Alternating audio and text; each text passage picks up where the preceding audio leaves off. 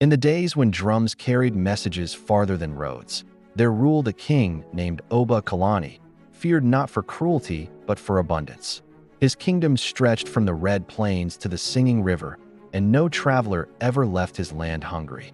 In those early years, the king ate among his people. At festivals, he sat on woven mats beside farmers and hunters, tearing roasted meat with his hands, laughing when children spilled palm wine at his feet. He often said, "A king who eats alone forgets the taste of his people." And so, the kingdom prospered. Tribute came in baskets, not chests, grain, yams, goats, and stories.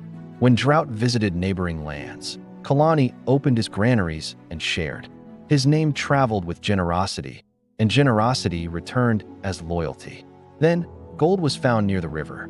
At first, it was just dust caught in a fisherman's net, a glimmer in the mud.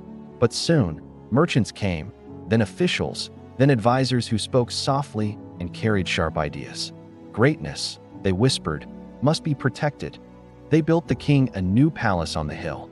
Higher walls, narrower gates, long tables carved from single trees. His meals grew richer, quieter. Guards replaced singers. Advisors replaced elders. Kalani stopped walking among the people. He told himself it was temporary. A king must appear powerful. A king must be careful. A king must keep what he has earned. The tables grew longer. The kingdom grew shorter.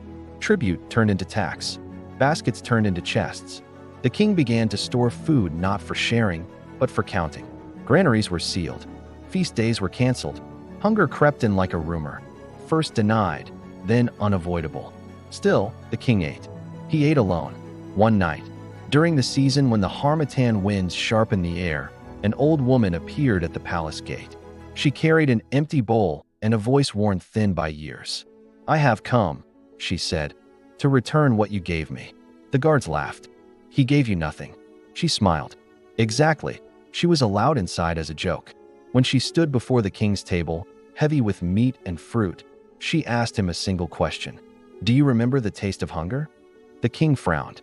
"I have defeated hunger." "No," she said softly. "You have hidden from it."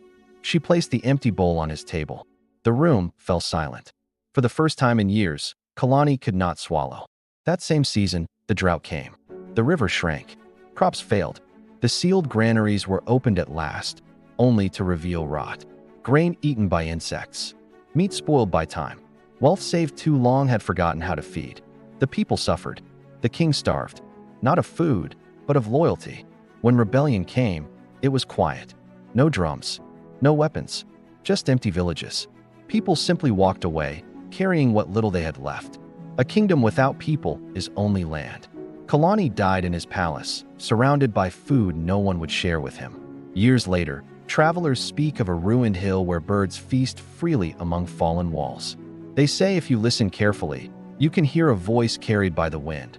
A king who eats alone is already starving. Thank you for watching.